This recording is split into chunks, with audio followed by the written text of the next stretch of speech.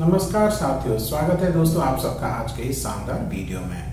दोस्तों आज के इस वीडियो में हम बात करेंगे होम लोन की, वो भी 10 लाख रुपए का। दोस्तों वैसे तो 10 लाख रुपए एक घर बनाने के लिए काफी अमाउंट नहीं होता है, पर दोस्तों अगर आपके हाथ में अगर आपके पास 10-15 लाख रुपए है और आप 20 से 25 लाख रुपए का प्लान करके चल रहे हैं, तो अगले जो 10-12 लाख रुपए होगा आप बैंक से लोन के तौर पर ले सकते हैं। क्योंकि दोस्तों आप जितना कम लेंगे बैंक से लोन, उतना ही कम आपको ब्याज पड़ेगा। तो दोस्तों आज के इस वीडियो में हम बात करेंगे कि अगर आप 10 लाख रुपए का होम लोन लेते हैं तो आपकी ईएमआई कितनी आएगी, आपका जो सैलरी है वो कम से कम कितना होना चाहिए कि आपको इजीली 10 लाख रुपए का होम लोन मिल जाए।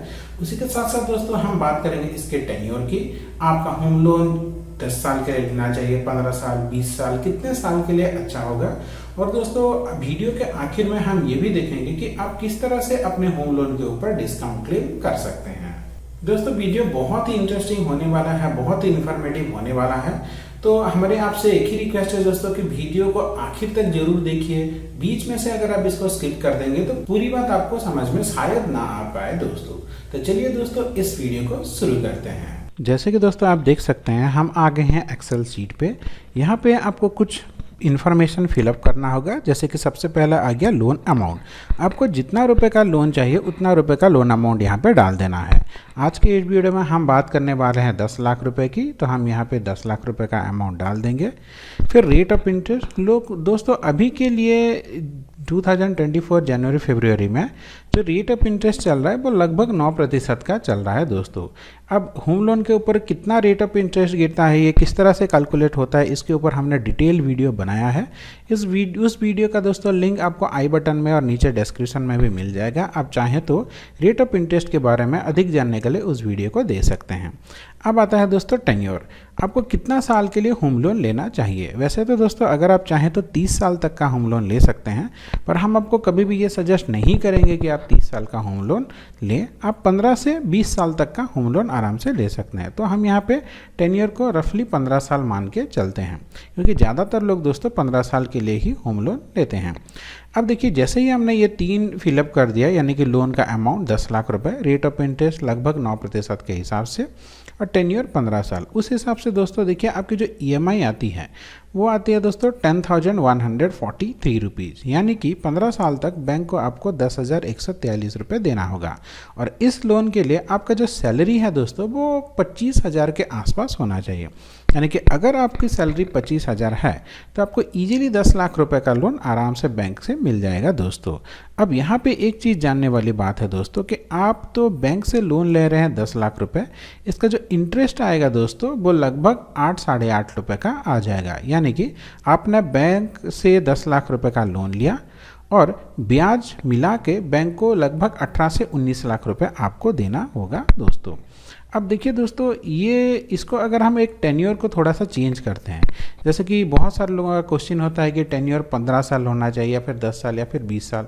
चलिए अगर हम इसको 20 साल कर देते हैं दोस्तों, तो देखिए यहाँ पे देखिए अभी जो आपकी ईएमआई आ रही है वो लगभग 10,200 के आसपास, 150 के आसपास आ रही है, और जो इंटरेस्ट दे रहे हैं वो 8,12,000। तो जैसे हम इसको 15 से 20 साल कर देते हैं, देखिए आपकी ईएमआई में ज़्यादा चेंजेस नहीं हुआ है दोस्तों, यानी कि लगभग 1,1100-1,200 ही ये घटा है। पर आपका जो इंटरेस्ट है दोस्तों पहले जो 8,12,000 के आसपास था, अब देखिए वो दोस्तों बढ़ 3 लाख के आसपास बढ़ गया है, 11,43,266, यानी कि 3 से 3.5 लाख रुपए आपको बैंक को एक्स्ट्रा देना पड़ेगा। इसका मतलब दोस्तों टेन्योर आप जितना कम रखेंगे उतना आपको बैंक को कम देना पड़ेगा दोस्तों ब्याज।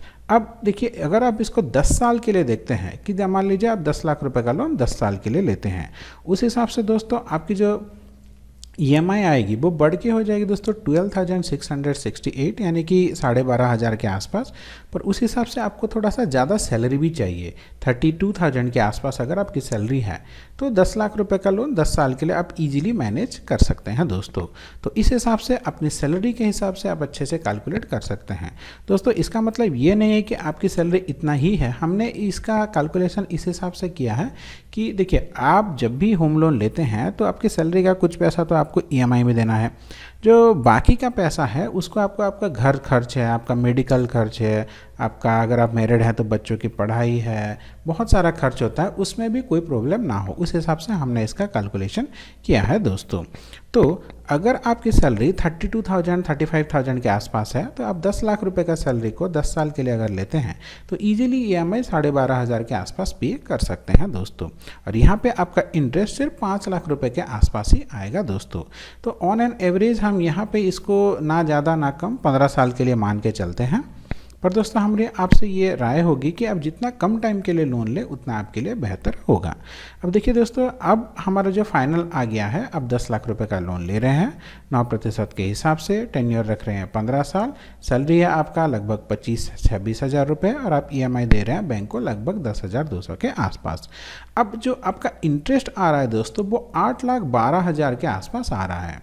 तो अब हम ये देखेंगे कि ऐसा क्या करें कि ये जो आप 8,12,000 रुपये बैंक को इंटरेस्ट देंगे ये मिनिमाइज हो सके दोस्तों।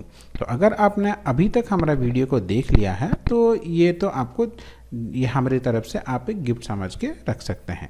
इसको समझने के लिए दोस्तों यहाँ पे हम एक चीज़ ऑन लक करेंगे। देखिए यहाँ पे हम ऑन हाइड पे जैसे ही क्लिक करते हैं दोस्तों ये वाला ऑप्शन हमारे पास आ जाता है।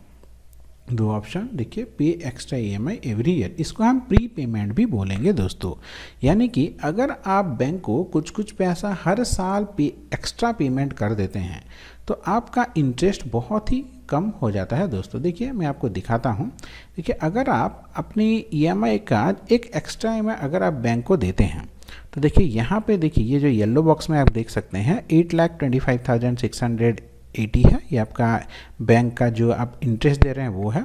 अगर सिर्फ एक EMI बैंक को एक्स्ट्रा दे देते हैं देखिए ये घट के हो गया दोस्तों 6,77,552। देखिए यहाँ पे जहाँ पे अब 15 साल यानी कि 180 महीने में अपने लोन को चुका रहे थे, अगर आप इसको नीचे नीचे नीचे नीचे जाएंगे तो दोस्तों वही लोन आपका ये देखिए नेगेटिव बैलेंस आ गया यहाँ की, यानी कि यहाँ पे आपने अपना लोन को चुका दिया। ठीक है, तो दोस्तों जहाँ पे आप 180 महीने में अपने लोन को क्लियर कर रहे थे वही लोन आपका अभी 152 महीने में यहाँ पे आपने क्लियर कर दिया है दोस्तों। तो इस मेथड से ना दोस्तों आप अपना बहुत सारा पैसा सेव कर रहे हैं बल्कि बहुत सारा टाइम भी सेव कर रहे हैं। अब दोस्तों अगर आप एक अच्छी जगह पे नौकरी करते हैं, जॉब करते हैं या फिर बिजनेस करते हैं कुछ भी, तो आपका जो आमदनी है, आपका जो इनकम है वो थोड़ा थोड़ा करके हर साल बढ़ता रहता है। हम एग्जांपल लेते हैं सैलरी का। अभी अगर आपकी सैलरी 25,000 है तो आने वाले साल में आपकी सैलरी 25,000 नहीं रहेगी दोस्तों, ये 2-3 हज़ार ज़रूर बढ़ेगा। तो उस हिसाब से दोस्तों उसका अगर आप सिर्फ 5% यहाँ पे सालाना बढ़ा देते हैं, इसको हम कैसे बढ़ाएंगे इस ये चीज़ हम डिटेल में बात करेंगे दोस्तों। तो अगर आप यहाँ पे आपकी सैलरी सिर्फ 5% से अपनी EMI को बढ़ा देते हैं तो उस हिसाब से देखिए आपकी जो लोन जहाँ पे आप पहले 8 लाख रुपए का दे रहे थे वो 3 लाख घट के 5,33,000 के आसपास आ गया है दोस्तों।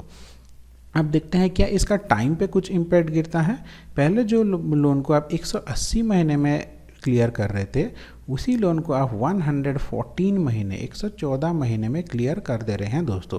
तो देखिए ना कि यहाँ पे आपको कितना ज़्यादा टाइम का सेव हो रहा है बल्कि दोस्तों आपको बहुत सारा पैसा का भी आप यहाँ पे सेव कर पा रहे हैं दोस्तों। अब बात आती है कि आपका जो एक्स्ट्रा EMI और जो ये जो हर साल आप 5-5% बढ़ाएंगे इसको करना कैसे है दोस्तों। अगर आप ऑनलाइन इसको देखेंगे तो आपको वेबसाइट में कोई भी ऐसा ऑप्शन नहीं मिलेगा, आपको फिजिकली बैंक को जाना पड़ेगा और आपको ये जो EMI का जो रीशेड्यूल करने का एक ऑप्शन मिलता है दोस्तों। आपको अपने लोन मैनेजर को बोलना है कि मुझे अपना EMI को रीशेड्यूल करना है, तो दोस्तों वो आपको एक फॉर्म देंगे, फॉर्म फिलअप करने के बाद आप इसको कर सकते हैं दोस्तों। और दोस्तों इसके लिए आपको कोई भी एक्स्ट्रा चार्ज नहीं गिरेगा, 1 रुपये का भी आपको एक्स्ट्रा चार्ज नहीं गिरेगा दोस्तों। तो दोस्तों आशा करता हूँ इस वीडियो के माध्यम से आपको कुछ ना कुछ ज़रूर नया सीखने को मिला होगा। वीडियो को अगर आपने आप तक पूरी देखा है तो आपको बहुत बहुत तहे दिल से शुक्रिया दोस्तों। वीडियो में कुछ भी इन्फॉर्मेटिव लगा तो चैनल को ज़रूर सब्सक्राइब करें और वीडियो को अपने दोस्तों के साथ शेयर करना मत भूलिए। आपका दिन मंगलमय हो। धन्यवाद दोस्तों।